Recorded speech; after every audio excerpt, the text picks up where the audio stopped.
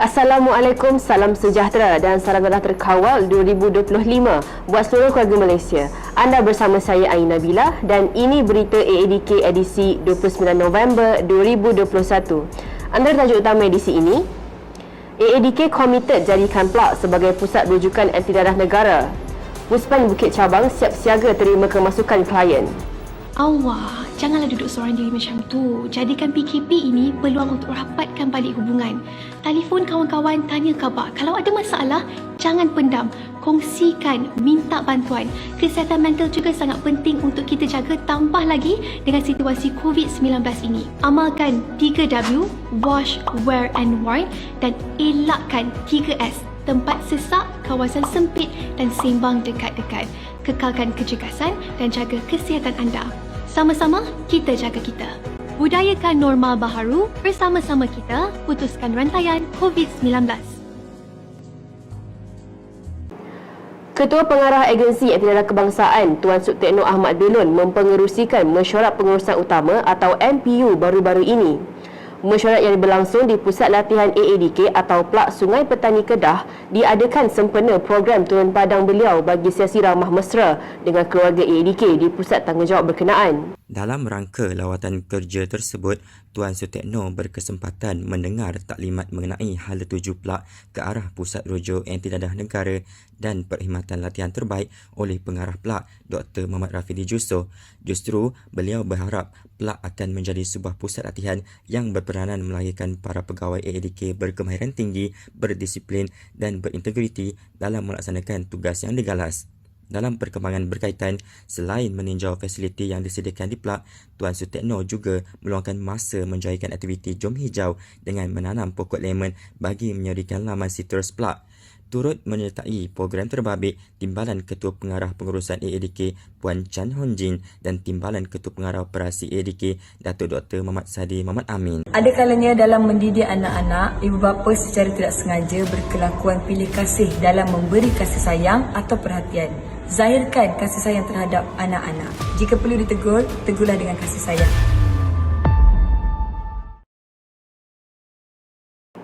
Pusat Pemulihan Penagihan Narkotik atau Puspan Bukit Cabang Perlis proaktif untuk menerima kemasukan klien sekaligus memberikan perkhidmatan rawatan dan kepulihan kepada mereka yang terjebak dengan masalah penagihan dadah. Keputusan pembukaan semula Puspan Bukit Cabang diambil selepas mengambil kira kesiapsiagaan fasiliti Puspan berkenaan. Pusat Pemulihan Penagihan Narkotik Bukit Cabang dijadualkan kembali beroperasi selepas terlibat dengan pembangunan semula sejak bulan Januari tahun 2016. Terdahulu, buat julung kalinya, Ketua Pengarah AADK Tuan Sutekno bersama pengurusan tertinggi agensi telah mengadakan sesi turun padang ke Puspan tersebut baru-baru ini. Sesi turun padang yang berlangsung selama 3 jam itu bertujuan meninjau gerak kerja dan pengoperasian semula Puspan yang berkawasan 13 hektar. Antara kemudahan yang disediakan ialah asrama, klinik, padang bola, surau, bengkel bekeri dan bengkel jahitan. Sebelum ke berita seterusnya, kita berhenti rehat seketika. Seketika nanti, bekas klien berjaya pulih membina kehidupan baharu.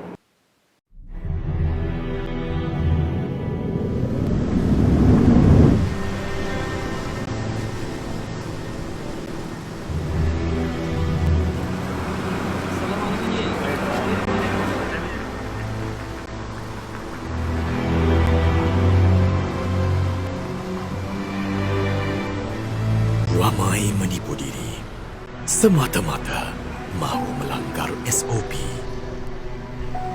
Selagi anda terus menipu, penularan COVID-19 pasti sukar dibendung.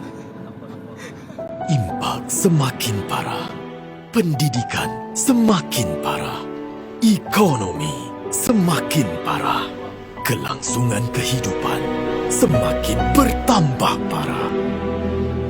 Punahlah harapan kita semua apabila kes terus meningkat setiap hari. Sia-sialah usaha barisan hadapan berhempas pulas membanteras COVID-19.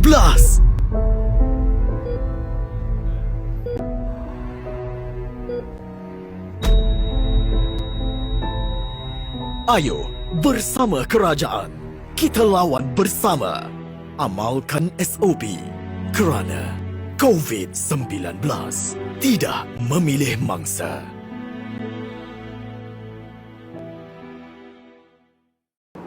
Bertemu kembali. Ketua Pengarah AADK, Tuan Sutekno berasa kagum apabila melihat kesungguhan seorang bekas klien AADK yang berjaya membina hidup baharu dan pulih daripada masalah ketagihan dadah.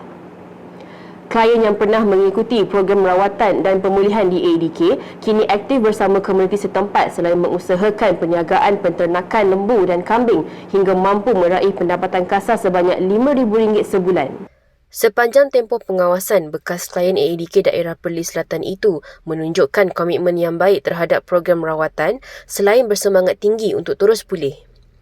Hasil kejayaan kepulihan, beliau kini bergelar usahawan dalam bidang penternakan lembu dan kambing hingga berjaya meraih pendapatan kasar sebanyak RM5,000 sebulan. Ada kalanya dalam mendidik anak-anak, ibu bapa secara tidak sengaja berkelakuan pilih kasih dalam memberi kasih sayang atau perhatian. Zahirkan kasih sayang terhadap anak-anak. Jika perlu ditegur, tegurlah dengan kasih sayang.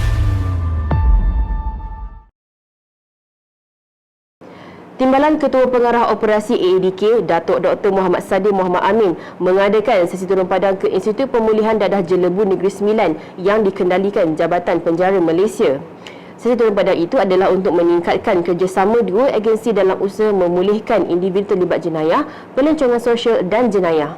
Pada kesempatan itu, beliau turut meninjau program dan aktiviti yang dijalankan kumpulan banduan penagih dadah termasuk menyertai sesi dialog bersama pihak penjara. Sepanjang berada di institusi tersebut telah dibawa untuk melawat program dan aktiviti yang telah dijalankan oleh banduan penagih dadah yang ditahan di Jabatan Penjara. Jadi kita melihat program pemulihan dadah telah dilaksanakan dengan baik oleh pihak Jabatan Penjara. Cuma ada beberapa isu yang telah kita bincangkan semasa dialog bersama dengan pegawai penjara. Minta maaf.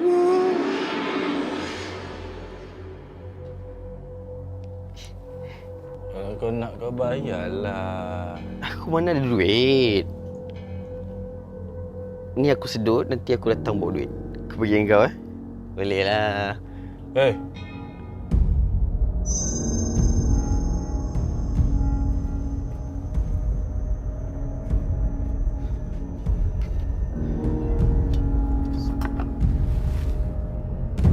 Ali! Ali! Itu bangka Mahmat dengan duit mak kamu nak buat apa dah benda ni?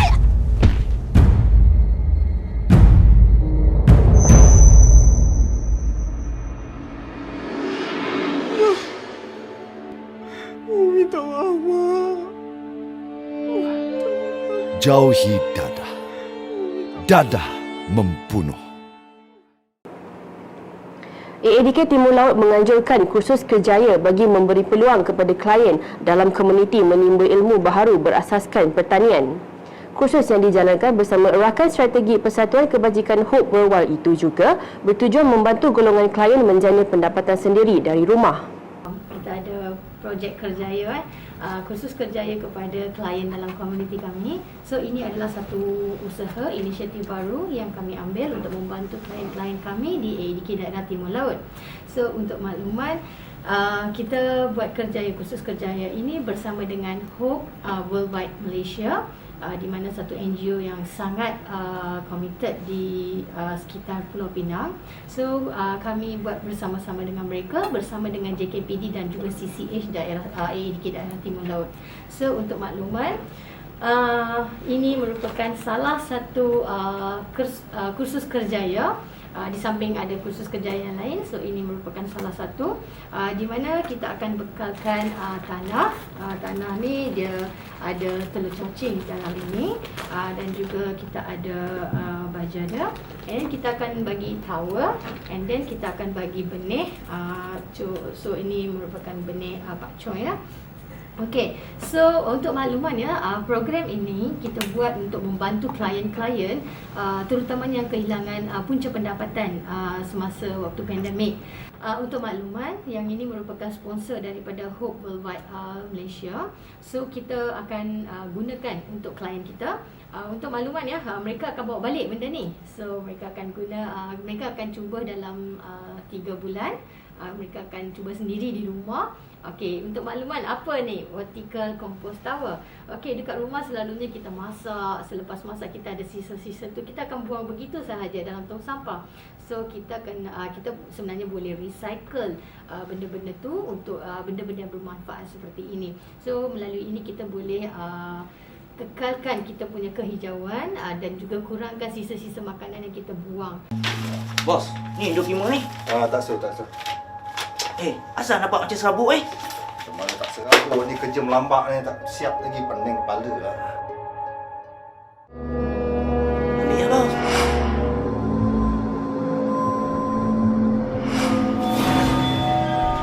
Abang dah balik? Dah reti kemas rumah lah. Alih yang meskal tu. Cik Syam! Kamu dipecat! Ibu, tandas tak boleh buka lah. Hah? Sekejap. Ya Allah.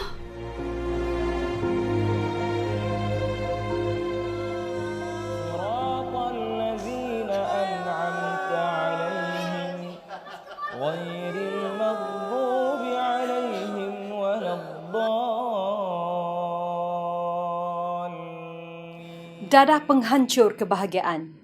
Jauhi dadah.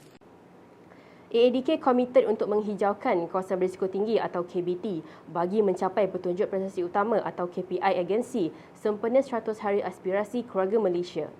Timbalan Ketua Pengarah Operasi AADK, Datuk Dr. Muhammad Sadi Muhammad Amin berkata, sasaran itu bagi membersihkan kawasan yang dipercayai menjadi tempat penagihan dadah.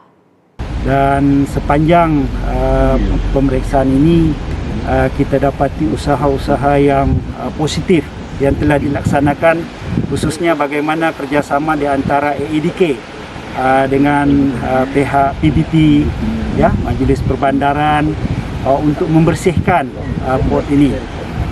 Sebelum ini kawasan ini adalah kawasan merah, yang mana dia adalah hotspot bagi penagihan dan juga terdapat banyak tukan-tukan kecil yang supply bekalan dadah di kawasan ini.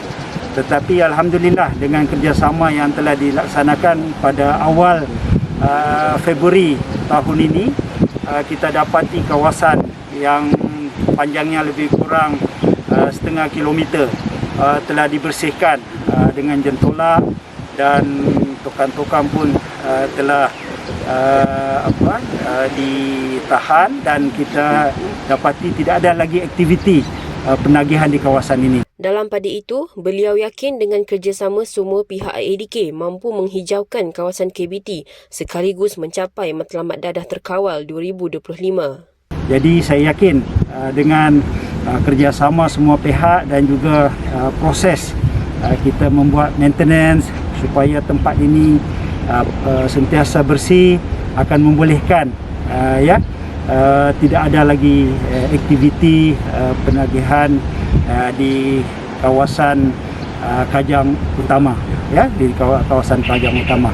Saya mengucapkan syabas dan tahniah kepada Pengarah Negeri Selangor dan juga kepada KD, Ketua Daerah AADK Hulu Langat yang telah mengusahakan proses menghijaukan kawasan KBT ini. Ada kalanya dalam mendidik anak-anak, ibu bapa secara tidak sengaja berkelakuan pilih kasih dalam memberi kasih sayang atau perhatian. Zahirkan kasih sayang terhadap anak-anak. Jika perlu ditegur, tegurlah dengan kasih sayang.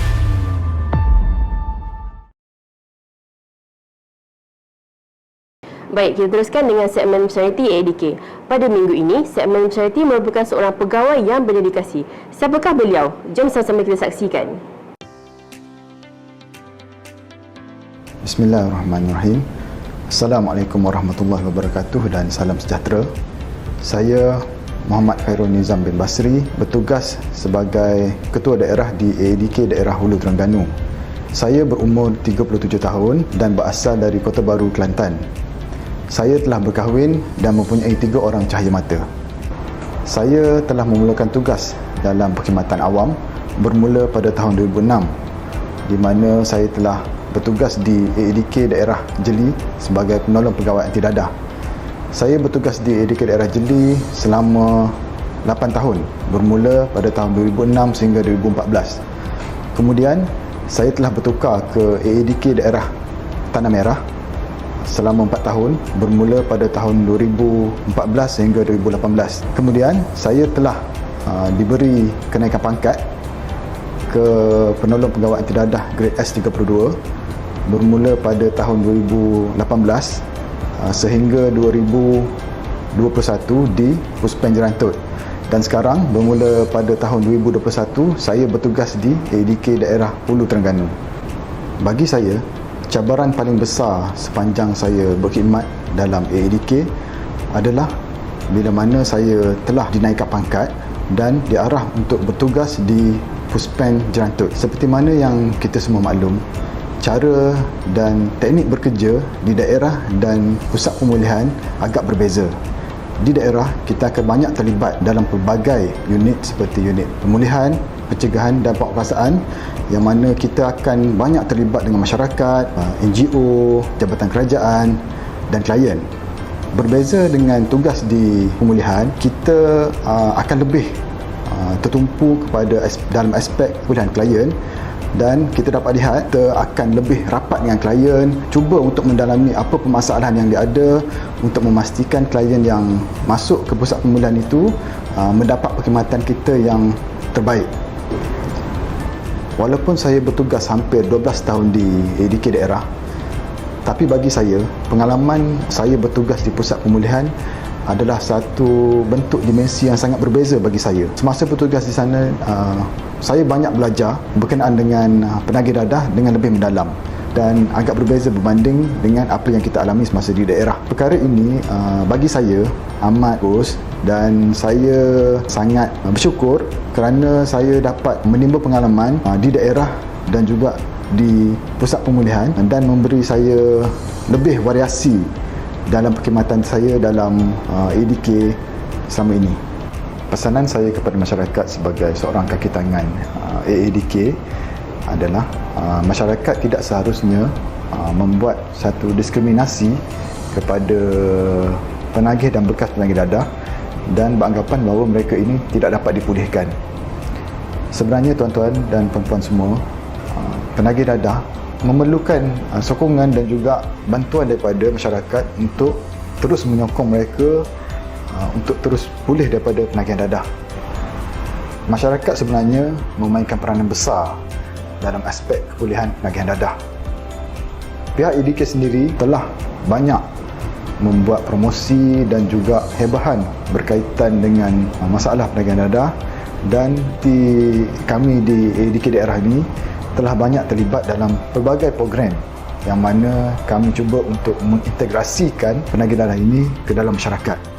Ini penting untuk memastikan penagih dadah dan bekas penagih dadah ini mendapat satu mesej yang jelas daripada masyarakat bahawa mereka tidak dipinggirkan. Sokongan dan juga bantuan daripada seluruh masyarakat amat kami hargai.